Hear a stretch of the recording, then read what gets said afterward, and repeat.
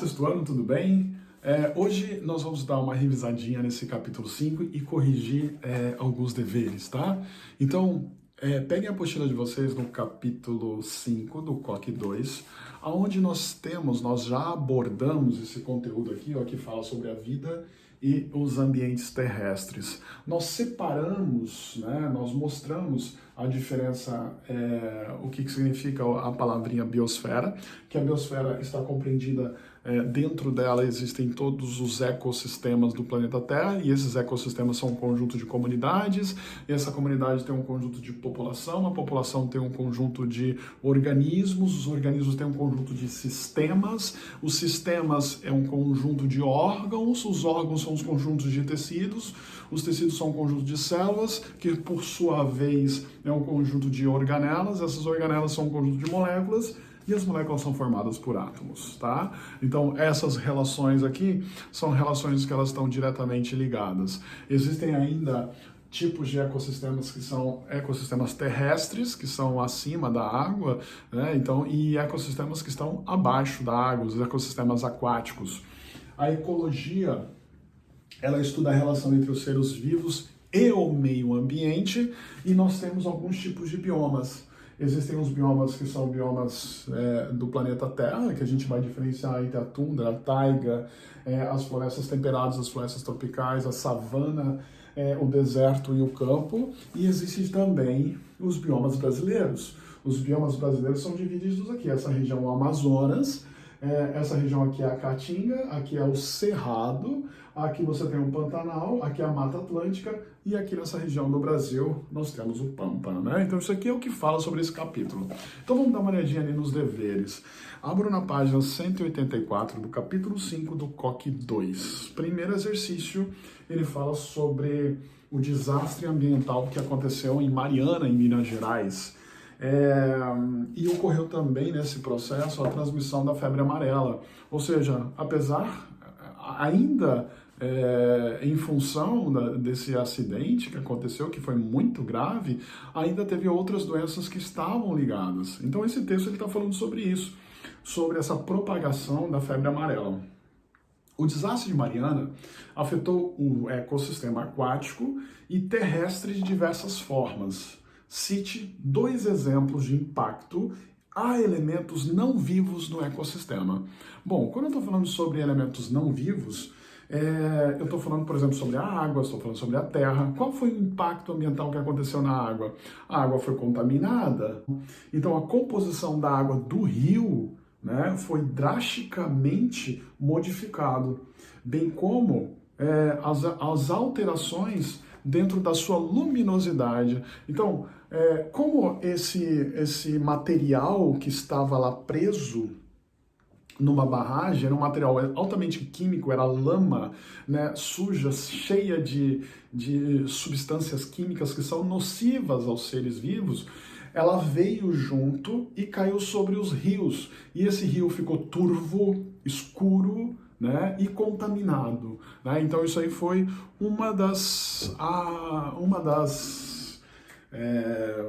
vamos dizer assim, um dos impactos, né, que aconteceu diretamente com os rios, certo? Então isso aí foi a questão número 1, letra A.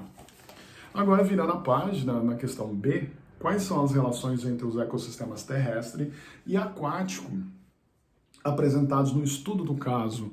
Bom, nas evidências apontadas no artigo, a mortalidade em massa causada à fauna aquática, principalmente a peixes e anfíbios, está diretamente relacionada com o surto de febre amarela em macacos e seres humanos de regiões próximas à Mariana, já que os animais aquáticos se alimentam das larvas dos mosquitos vetores da doença. Tá vendo que trágico que foi?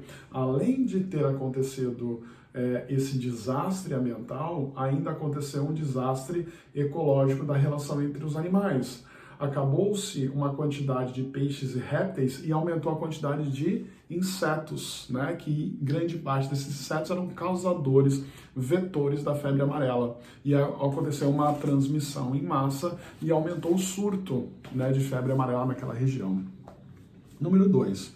O conjunto formado pela integração de todos os ecossistemas da superfície terrestre é denominado biosfera. Então tá aqui, ó. A biosfera, ela é um conjunto de todos os ecossistemas que está compondo o ambiente terrestre. Então, o 2, a letra A. Número 3. O assoalho dos oceanos e mares tem um relevo específico, formados por processos diversos. A dorsal oceânica do Atlântico, em destaque no cartograma, separa o continente americano dos continentes africano e europeu. Então, eu estou falando sobre essa imagem que está aqui, ó, tá vendo essa imagenzinha aqui, né? Então, isso aqui, quais são os oceanos e continentes que formam o planeta Terra? Então, os oceanos são Atlântico, Pacífico, Índico, Ártico e Antártico. Esses são os oceanos. E os continentes? Europa, África, Oceania, Ásia, América e Antártica.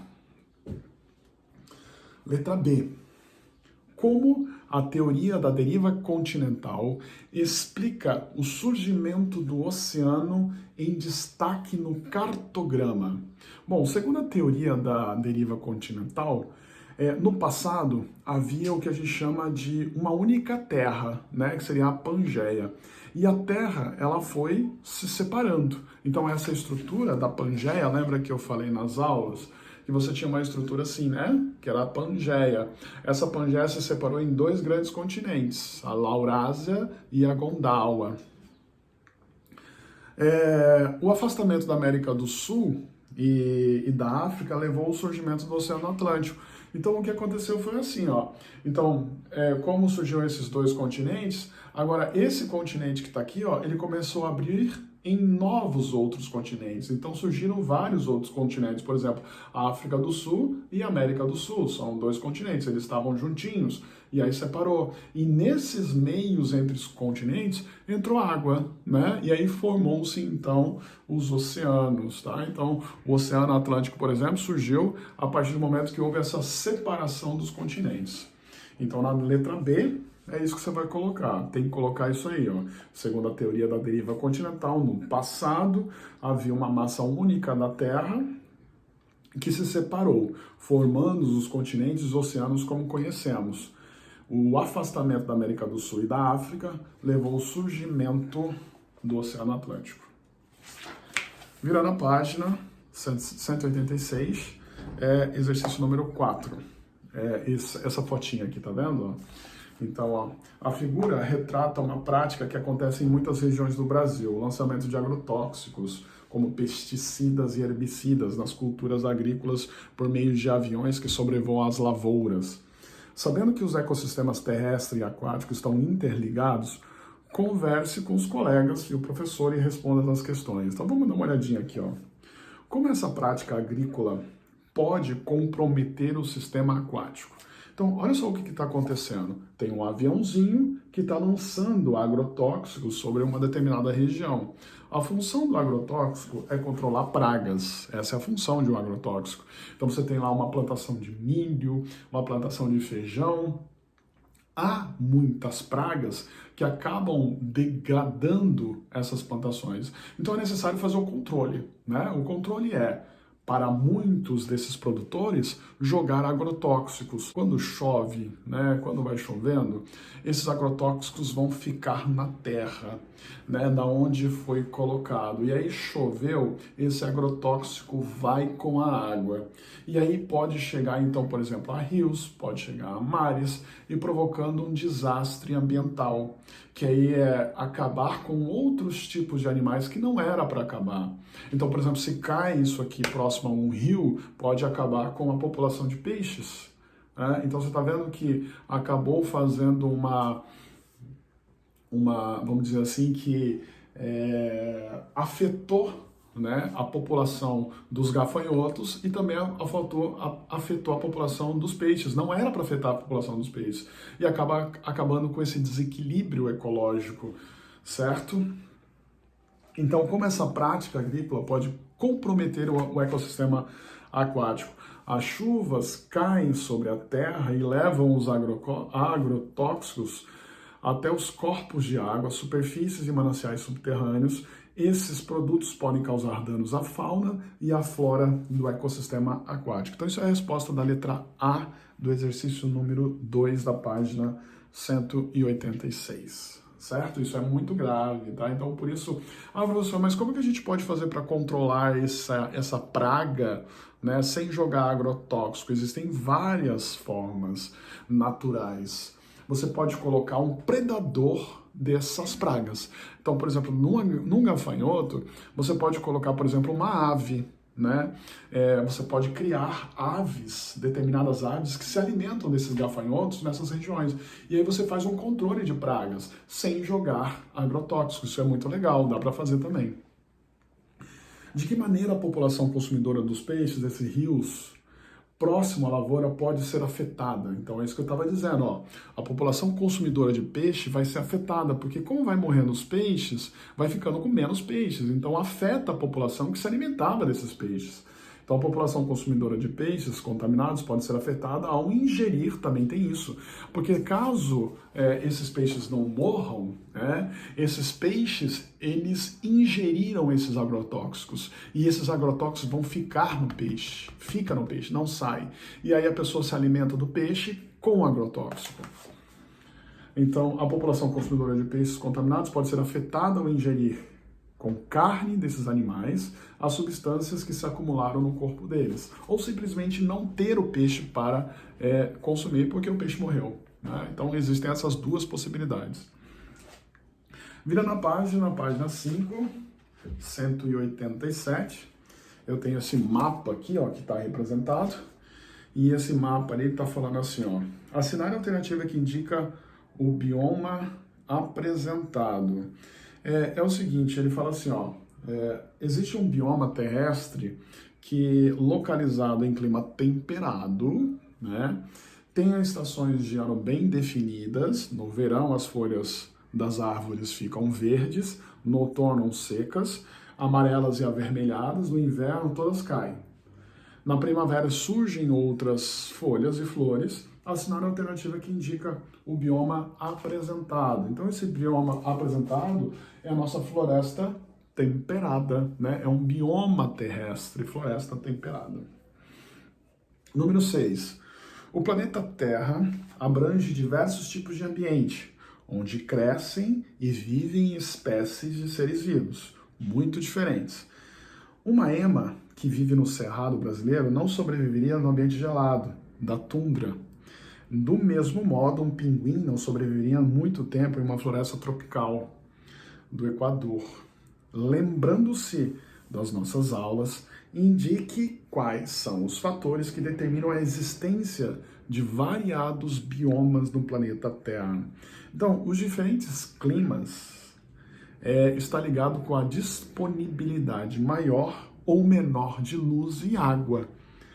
Os tipos de solo e os nutrientes disponíveis são alguns fatores que determinam a existência de biomas tão distintos no planeta Terra. Então, nesse texto que está aqui, que mostra o nosso planeta, por que existem biomas diferentes? A grande diferenciação é por conta da ausência ou presença de luz. E quando há luz, existem locais que há muita luz, existem locais que há pouca luz. Então vão existir biomas diferentes por conta disso. E por conta disso, os animais que vão viver ali, eles terão que se adaptar àquela região. Vão ser animais que estão adaptados àquela região. Existem animais que preferem ficar em locais muito escuros e tem animais que preferem lugares mais claros. Né? Então isso vai variar conforme também o tipo de ambiente. Então, a número 6, ok. Número 7. Sabemos que o Brasil é um país bastante... Está na página 188. Sabemos que o Brasil é um país bastante extenso, com diversos biomas em seu território.